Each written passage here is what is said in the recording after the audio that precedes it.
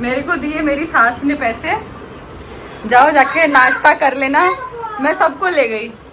मेरे भाभी कितनी सेल्फिश है, सबको खिलाई है और मुझे नहीं खिलाई। ये सब लोग गलत काम करते मेरे साथ, है ना? मैं नहीं करता। ये मेरी मम्मी भी करती है मेरे साथ। मतलब मतलब ये कि जिसकी वजह से तू दो के बहुत पैसा देनी है, भाई बाहर खा लिया पूरा बेटी लगे निकल लो। आवाज सुन नहीं पूरा बेटी लगे निकल लो। 2 मिनट नहीं निकल लो बेटी ले। एक बार नहीं कहा कि पुतोह के और बेटा के जब भाई सबके लो जाए थी तो बेटियों को लो जो कोई नहीं।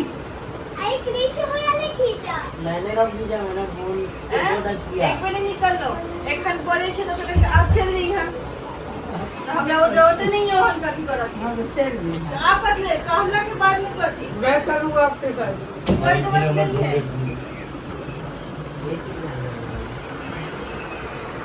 कोई तो दिलिए 500 रुपया और खा पी कर आए के वो सबके मिलते ना। आज सब कितना भरते खर्चा होता है।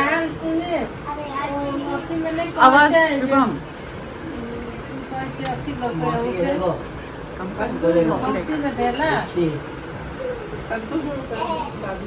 पैसा किया ने खर्चा केला